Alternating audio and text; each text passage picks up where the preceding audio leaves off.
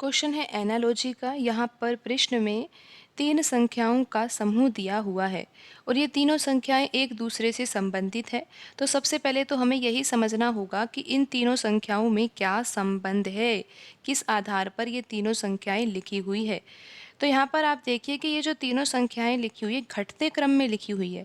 81 बड़ी संख्या है, उसके बाद 67 लिखा हुआ है, ये 81 से छोटी संख्या है। फिर 67 के बाद लिखा हुआ है 53, तो 53 जो है वो 67 से छोटी संख्या है।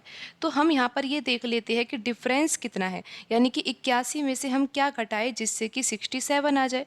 तो 81 में से अगर 67 घटाया जाएगा तो कितना अंतर आएगा, ये तो आप आसानी से निकाल सकते हो ना।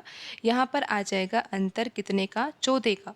तो यहाँ पर हम लिख लेते हैं कि 81 में से 67 घटाया जाता है तो अंतर कितने का आता है, 14 का आता है। फिर 67 में से आप क्या घटाओ जिससे कि 53 आ जाए, तो 67 में से भी आपको 14 ही घटाना होगा जिससे कि यहाँ पर 53 आ जाएगा। तो यहाँ पर आप ये समझ गए होंगे कि जो क्वेश्चन में समूह दिया गया है तीन संख्याओं का, वो तीनों संख्याएं किस प्रकार एक दूसरे से संबंधित है। तो यहाँ पर हमने देखा कि यहाँ पर जो पहली संख्या और उसके बाद जो दूसरी संख्या लिखी हुई है उन दोनों में क्या संबंध है, यहाँ पर इन दोनों संख्याओं में 14 का अंतर है। उसके बाद जो यहाँ पर अगली संख्या 53 है और यहाँ पर दूसरे नंबर पर लिखी हुई संख्या 67 है, तो इन दोनों संख्याओं के बीच में भी अंतर जो है वो 14 का ही है। तो अंतर यहाँ पर कैसा है, समान है। तो यहाँ पर अब हमें यही देखना है कि जो यहाँ पर ऑप्शन में समूह दिए गए हैं, कौन सा समूह क्वेश्चन में दिए गए समूह के ही समान है। तो यहाँ पर जो पहला समूह है, पहले समूह में संख्या लिखी हुई है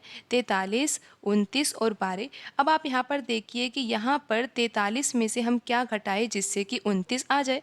तो यहाँ पर हमें 43 में से भी 14 ही घटाना होगा जिससे कि यहाँ पर 29 आ जाएगा।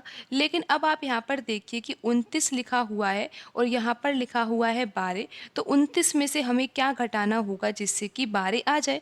तो 29 में से तो हमें 17 घटाना होगा, तब जाकर यहाँ पर 12 आएगा। तो ये यहाँ पर जो ये ऑप्शन ए में समूह लिखा हुआ है ये क्वेश्चन में दिए गए समूह के समान नहीं है, क्योंकि आप देखिए कि जो अंतर है वो समान नहीं है। यहाँ पर तो अंतर 14 का आ रहा है लेकिन यहाँ पर अंतर 17 का आ रहा है, तो यहाँ पर ऑप्शन ए सही नहीं होगा। अब हम ये देखते हैं कि ऑप्शन बी में जो संख्याएं लिखी हुई है वो संख्याएं एक दूसरे से किस प्रकार संबंधित है। तो आप देखिए यहाँ पर 65 है और यहाँ पर लिखा हुआ है 50। तो आप ये तो देख ही सकते हो कि संख्याएं तो घटते क्रम में ही लिखी हुई है।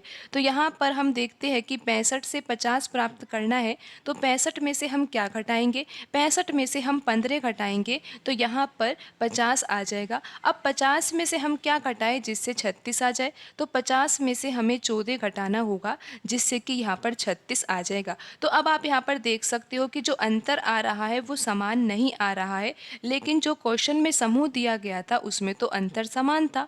तो यहाँ पर ऑप्शन बी भी सही नहीं होगा। अब हम ऑप्शन सी की जांच करते हैं। तो ऑप्शन सी में संख्याएं जो लिखी हुई है वो भी घटते क्रम में ही है कि यहाँ पर 90 है, फिर 76 और फिर यहाँ पर 64 है। तो 90 से अगर 76 प्राप्त करना है तो 90 में से हम क्या घटाएंगे, 90 में से हमें 14 घटाना होगा, तब जाकर यहाँ पर 76 आ जाएगा। फिर 76 में से हम क्या घटाएं जिससे कि 64 आ जाए, तो 76 में से हमें 12 घटाना होगा तो यहाँ पर 64 आ जाएगा। लेकिन आप ये देख सकते हो कि ऑप्शन सी में जो समूह लिखा हुआ है वो भी क्वेश्चन में दिए गए समूह के समान नहीं है, क्योंकि यहाँ पर भी अंतर आप देख ही सकते हो कि 14 का अंतर है और यहाँ पर 12 का अंतर है, लेकिन यहाँ पर 14 और 14 का ही अंतर आ रहा है। तो ऑप्शन सी भी यहाँ पर सही नहीं होगा। तो आंसर तो अब हमारा ऑप्शन डी ही होगा। लेकिन अब हम जांच भी कर लेते हैं कि ऑप्शन डी सही भी है या नहीं, या फिर ये पैटर्न ही गलत हो। तो अभी हम ऑप्शन डी की जांच करते हैं। तो यहाँ पर देखिए 75 लिखा हुआ है, 61 और यहाँ पर लिखा हुआ है 47। तीनों संख्याएं ये घटते क्रम में लिखी हुई है। तो यहाँ पर 75 के बाद 61 जो लिखा हुआ है, तो यहाँ पर 75 में से हम क्या घटाएं जिससे 61 आ जाए, तो 75 में से 14 घटाने पर 61 आ जाएगा। फिर 61 में से क्या घटाया जाए जिससे कि 47 आ जाए, तो 61 में से भी हमें 14 ही घटाना होगा, तो यहाँ पर 47 आ जाएगा। तो अब आप यहाँ पर देख सकते हो कि ऑप्शन डी में जो ये समूह दिया हुआ है, ये क्वेश्चन में दिए गए समूह के समान ही है, क्योंकि यहाँ पर भी अंतर 14-14 का ही था और यहाँ पर ऑप्शन डी में जो संख्याएँ लिखी हुई है, उनके बीच में अंतर भी कितने का है? 14-14 का ही है। तो यहाँ पर ऑप्शन डी सही होगा।